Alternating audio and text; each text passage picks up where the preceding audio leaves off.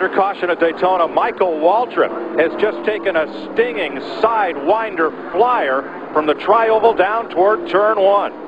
One car got in the back of him, and he went for a ride, and he's climbing out okay. Under his own power. They're not having to help him out. That's a good sight. Michael was running in 6th position when this happened. He came by the start-finish line. Let's take a look at what did happen. He's going to get a tap here, Ned, as he comes off the tri-oval down on the inside of the racetrack. Right there. He gets touched right there. Now, this car goes way up in the air. When it turns around, you see it start to fly there. Turns completely up and pancakes right down on the roof.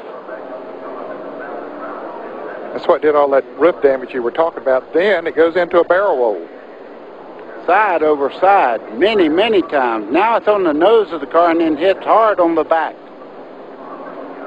That looked much like Ricky Rudd's flip here in 1984 in what was then the Busch Clash. Here's another look. Jay Sauter has a little push coming out of the tri-oval and just gets into Waltrip.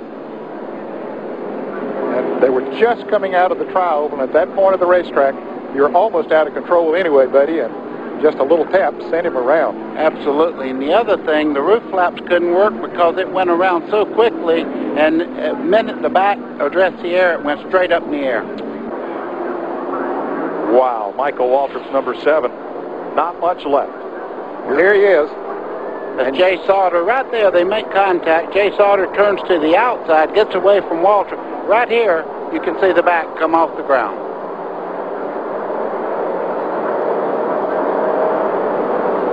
Then it digs in and starts that barrel roll. Normally you see that when it gets on the grass, but it started before it got off the pavement.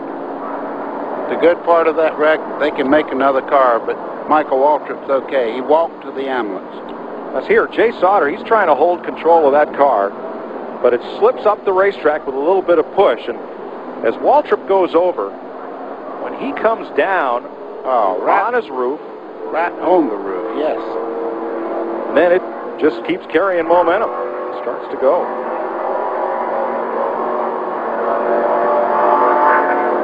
You know, I raced for 35 years, and I never did that.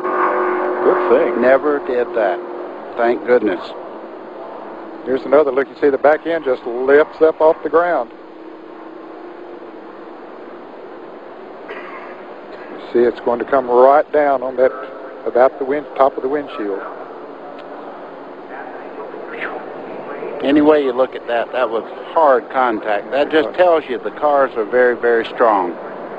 You know, in recent years, NASCAR has mandated added bars to the roll cage, including one down the center of the windshield and one which would be where your vent window would be if cars still had those. And I think that bar, that vertical bar, helped prevent the windshield, the top of the windshield of Michael Waltrip's car from collapsing down on him. It certainly saved him from serious injury. You're right, and that bar runs right down in that area of the windshield, and they call it the Earnhardt bar.